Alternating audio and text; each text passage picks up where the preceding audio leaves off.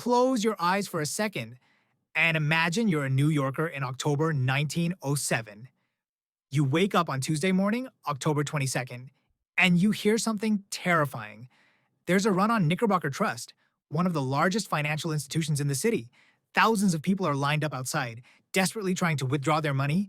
You think about your savings, sitting in a bank somewhere in Manhattan.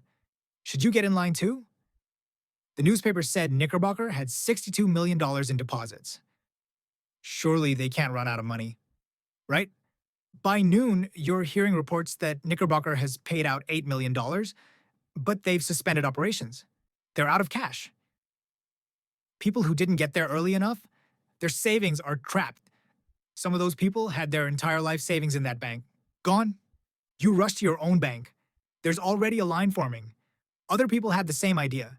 You wait for hours, your heart pounding, watching as teller after teller counts out cash to panicked depositors.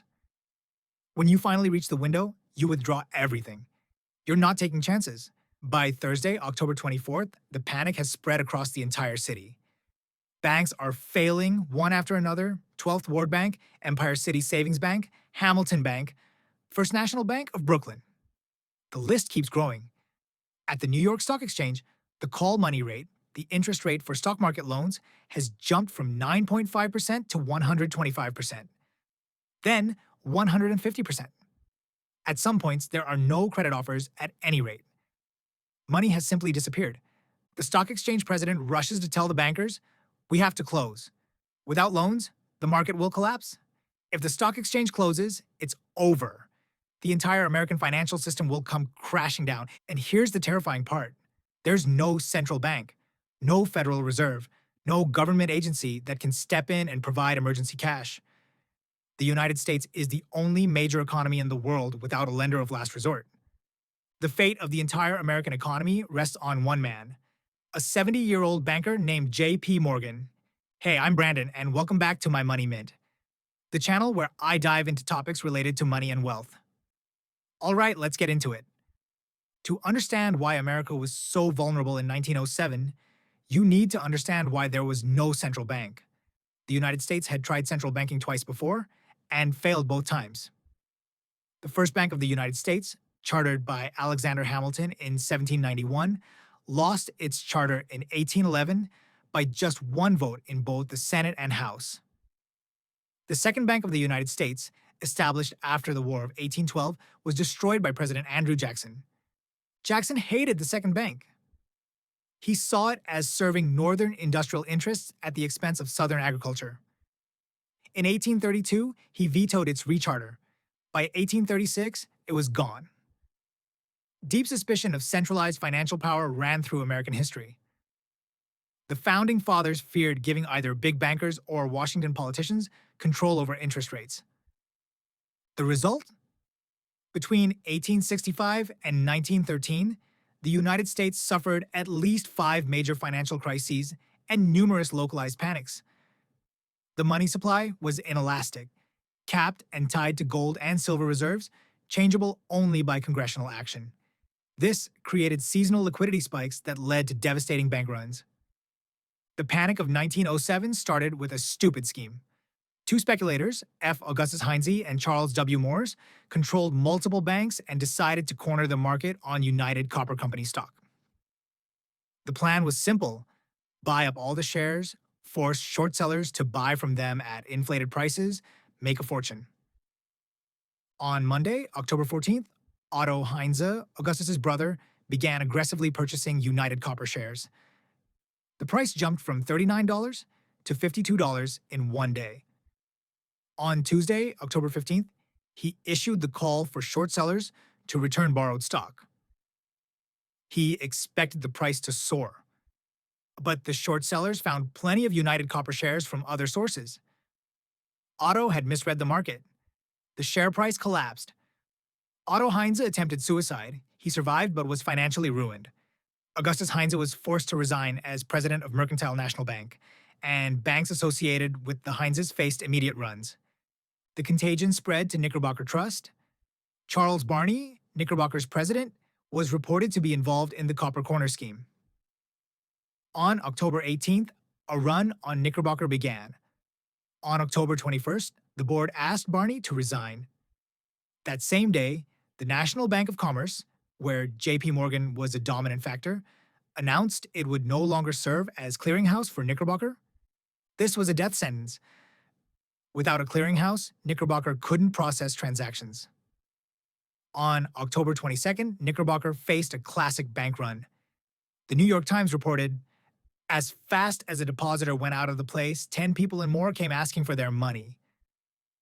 2 van loads of notes were quickly unloaded, but this failed to calm panic-stricken depositors. After paying out nearly $8 million, Knickerbocker suspended operations. The suspension sparked the full-scale financial crisis in New York City. And here's the key detail. J.P. Morgan had been asked to help Knickerbocker. He sent Benjamin Strong, future first head of the Federal Reserve Bank of New York, to examine Knickerbocker's books. In the short time available, Strong couldn't determine if the bank was solvent. So Morgan refused to help.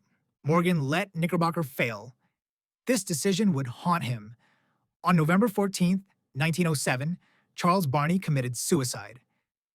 When the panic hit, Morgan was at an Episcopal convention in Richmond, Virginia. Concerned about run spreading, he returned to Wall Street late Saturday night, October 19th, arriving ahead of schedule. The next morning, Sunday, October 20th, the library of his brownstone at Madison Avenue and 36th Street became a revolving door of bank and trust company presidents arriving to share information and seek help. Morgan was 70 years old, in the twilight of an extraordinarily successful career.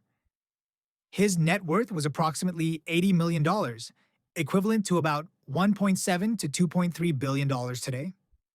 Interestingly, when he died in 1913, John D. Rockefeller, the richest man in America, remarked, "And to think, he wasn't even a rich man."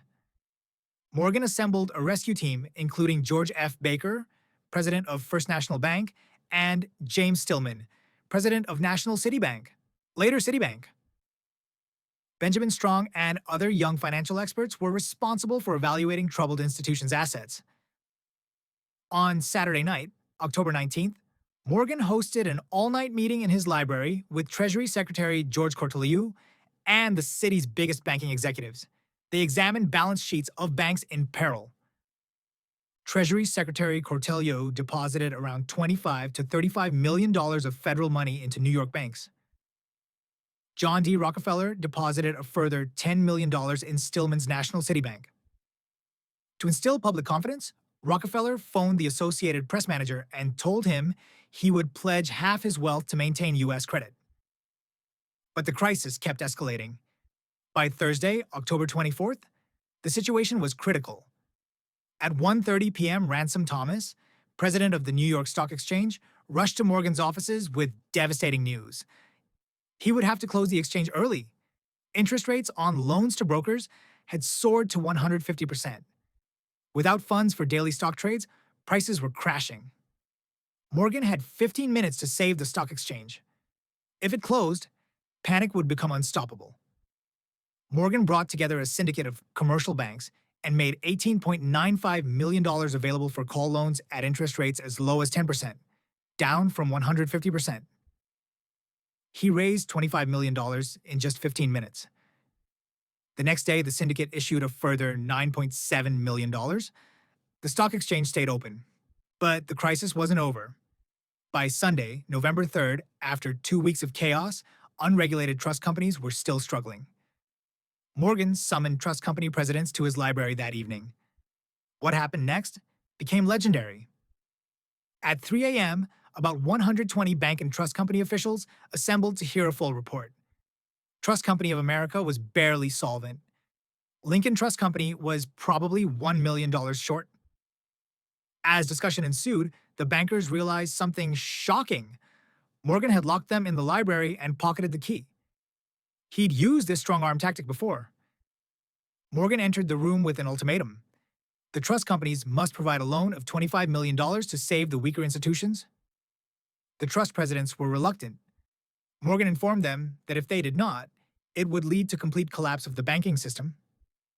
As historian, Liaquat Ahmed described it. Morgan draws up a list. It says $25 million. This is how much each one of you owes and says, okay, sign here, and they don't sign. So he locks the doors. He says, "We're not leaving until I've got all the signatures." At about 4:45 a.m., Morgan persuaded the unofficial leader of the trust companies to sign. The remainder followed. By 5 o'clock in the morning, they had all signed. The locked door meeting essentially ended the panic, but there was one more threat. The brokerage firm, Moore and Schley, was deeply invested in Tennessee Coal, Iron and Railroad Company, holding loans secured by 6 million TCI shares.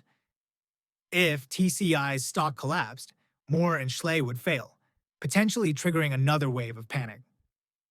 On Saturday morning, November 2nd, Morgan suggested that U.S. Steel, which he had founded, purchase Moore and Schley's TCI stock. But U.S. Steel President Elbert Gary was concerned about antitrust implications. So Morgan sent Gary on an urgent mission to Washington that Sunday to meet with President Theodore Roosevelt before the stock exchange opened Monday. Gary convinced Roosevelt that U.S. Steel only wished to inject liquidity and shore up investor confidence. Roosevelt granted the transaction antitrust immunity in November 1907. U.S. Steel paid $30 million for the TCI stock. Moore and Schley was saved. By November 7th, 1907, the panic was over. Let's talk about the scale of what Morgan mobilized in 3 weeks. $25 to $35 million from the U.S. Treasury, $10 million from Rockefeller personally, $25 million rescue pool forced from bankers, approximately $19 million for stock exchange loans, $30 million for New York City bonds. Total? Approximately $110 to $120 million mobilized in 3 weeks by essentially one man. The economic damage was severe. The New York Stock Exchange fell almost 50% from its peak the previous year. The panic spread nationwide when many state and local banks entered bankruptcy. The recession that began in May 1907 persisted until June 1908, with real GDP contracting more than 10%, about twice the decline during the 2007 to 2008 recession. But here's what's crucial. Without Morgan's intervention, it would have been catastrophic. Complete banking system failure, economic depression far worse than what occurred. One private citizen held the fate of the American economy in his hands. The aftermath was fascinating. Initially, Morgan was widely commended as a hero, but widespread fears concerning plutocracy and concentrated wealth soon eroded this view. Critics believed Morgan took advantage of the panic to allow U.S. Steel to acquire TCI at bargain prices. Some analysts believed the panic had been engineered to damage trust companies so that Morgan's banks would benefit. In December 1912, Morgan testified before the Pujo Committee investigating the money trust.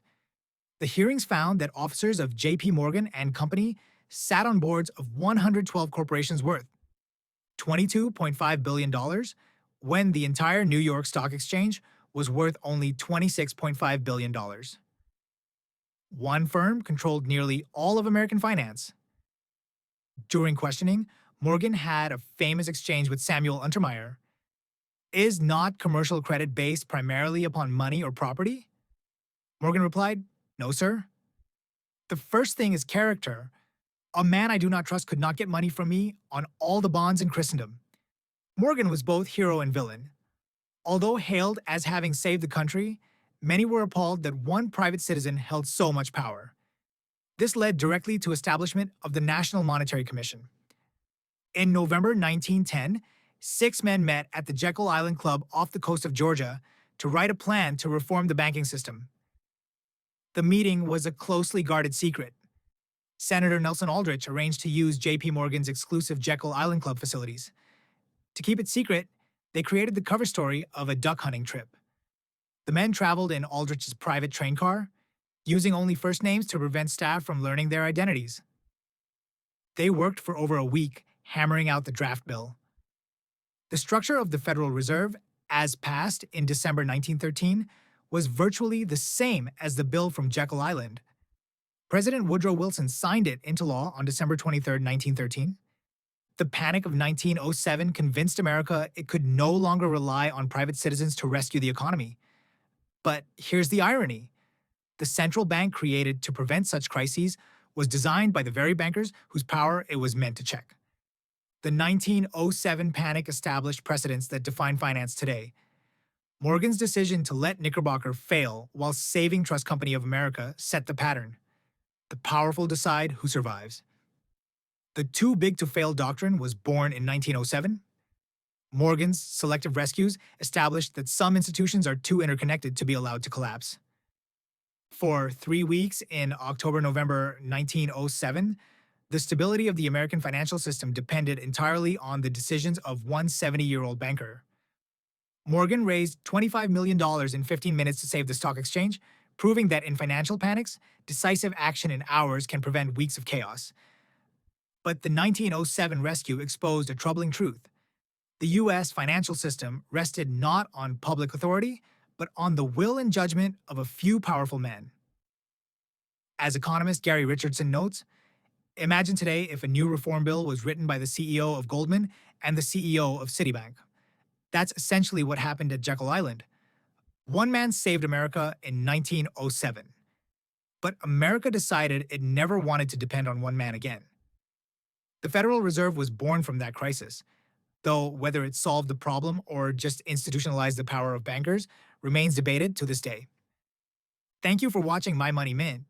If this story of how one banker became a central bank got you thinking about financial power and crisis management, smash that subscribe button and let me know in the comments. Was J.P. Morgan a hero who saved America or a robber baron who exploited crisis for profit? I'll see you in the next one.